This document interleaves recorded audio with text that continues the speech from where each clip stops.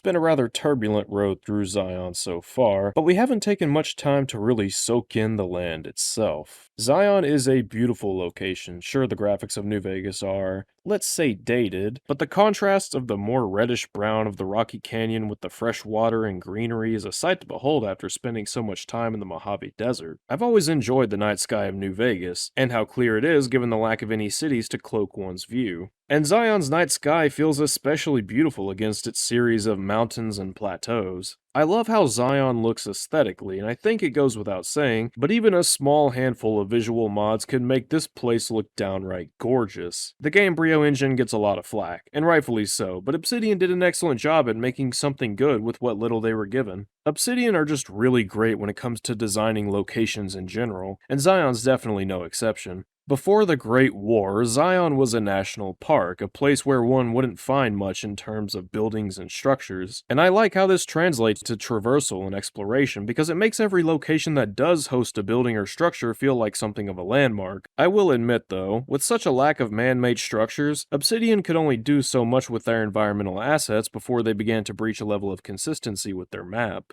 Thankfully, the map is very consistent, which helps to make the location feel more real, and this goes a long way in helping the player to get immersed. Unfortunately, this also makes for a fairly repetitive environment, and combining that with the amount of cliffs and plateaus that are impossible to traverse, this can make for a difficult time when it comes to navigating the terrain, as several locations look identical to one another. Credit where it's due though, Obsidian seems to have realized this, opting for a map design that helps to prevent the player from ever getting lost. The layout is pretty simple, with the center of the map serving as something of a reference point for every other location. North is where the Sorrows camp is located, east the Dead Horses, west is where the plane crash is located, and south is where we first arrive in Zion. Just south of the Sorrows is a long river separating it from the rest of the map, and there are bridges connecting the center of the map to the east, west, and south. It's cleverly constructed, and even though I have a hard time personally with distinguishing certain locations, it's rarely difficult for me to get a sense of where I am, even without looking at the Pip-Boy. But what would a Fallout location be without a history for one to dissect for hours on end?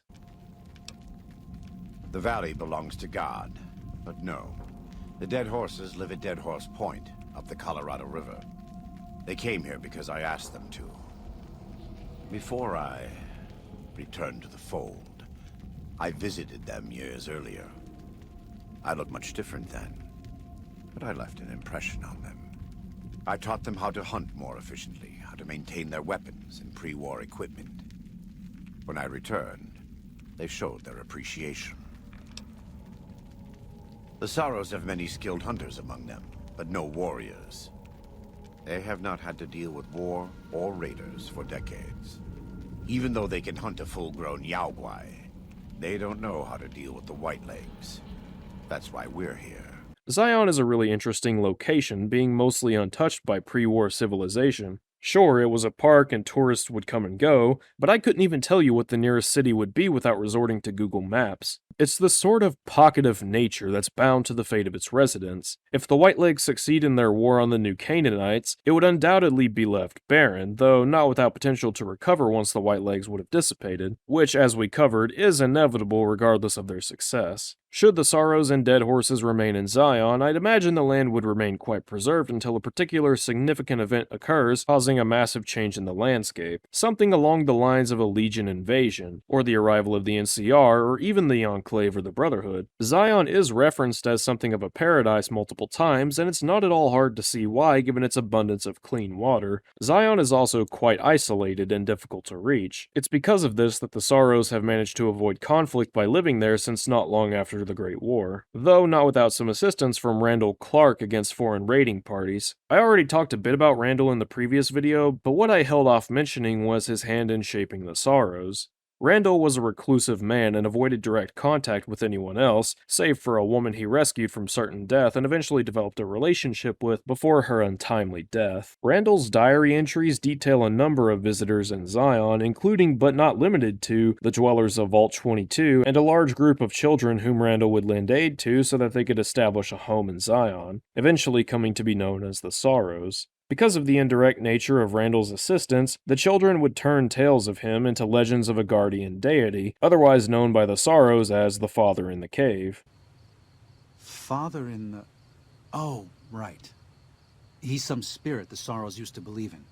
Watched over them from the caves in the valley. They marked some of the caves around here because they think they'll be punished for going inside. Between Vera Keyes, Frederick Sinclair, and Randall Clark, New Vegas's DLCs have done one hell of a job at building completely unseen people into fully realized characters, and it goes a long way in making the world feel as real and immersible as it does. I just wish the same amount of work had gone into building on the lore of the dead horses. I like the dead horses overall. Their relationship with Joshua is particularly interesting, and there's a certain degree of tragedy to how quickly they take to war. But as far as history and lore goes, there really isn't that much to them. I get that's sort of bound to occur with them being a fairly new tribe, but they almost felt out of place with just how little there is to say about them. The dead horses and the Whitelegs aren't native to Zion, and their involvement is intrinsically tied to the Legion's conflict with Joshua, so it makes sense given the location and time that the Sorrows would have a much more extensive history, but I really would love to know more about the dead horses' origins and the full extent of the Whitelegs' alliance with the Legion. I mentioned it in a previous part, but the lack of characterization for the Whitelegs is a real shame because I feel like there's so much more that could have been done with them. We're talking about a young but very unintelligent tribe that's being used by one of the most prominent factions in Western America. There are so many stories that could have been told here. Salt Upon Wounds can be talked down in the Flight of Zion ending, but it doesn't really mean much and the consequences are practically non-existent. You know, aside from them inevitably being wiped out by the Legion for failing in their mission. What's worse is that he's the only named Whiteleg we ever meet, and he's the chief of the tribe, so for him to be so shallow is a real failure on the part of Obsidian here.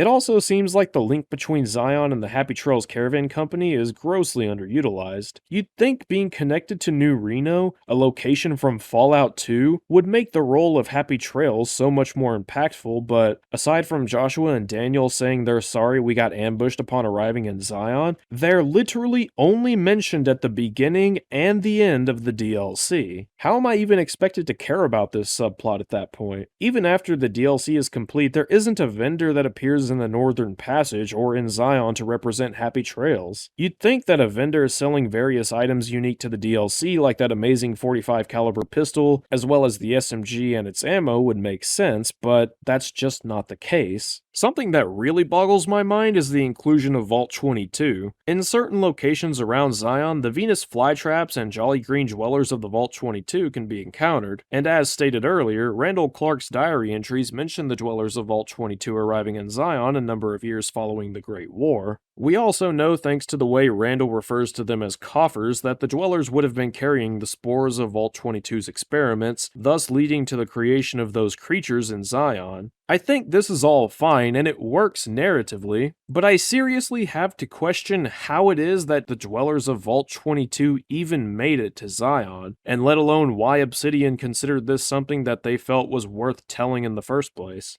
Honest Hearts is very clear that the journey from Vegas to Zion is a long and difficult trek, so how is it that of all the places the Vault Dwellers could have ended up, they wound up in Zion? I'm not even saying it's impossible, but there's a great amount of detail missing from this bit of lore, and the implications of it are completely ignored. The experiments of Vault 22 are legitimately terrifying and have the potential to completely overrun the Mojave if left unchecked for too many years. Zion is especially vulnerable given the clean rivers its residents so heavily rely on, and the lack of sophisticated medical practices that could even combat the spores.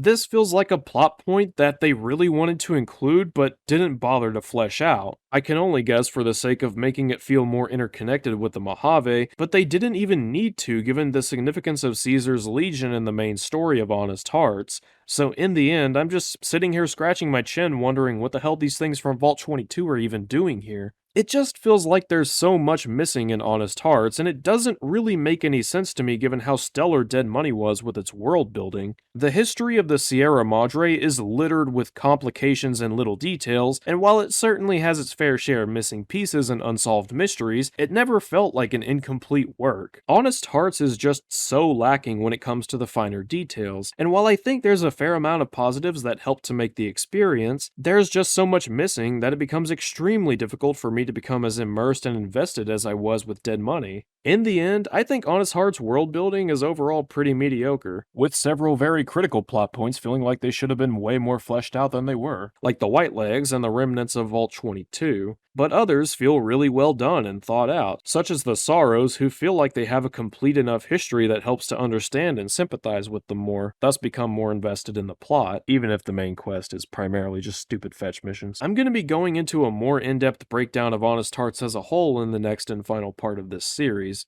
so I hope you all are looking forward to that. Thank you all so much again for watching, and I'll see you next time.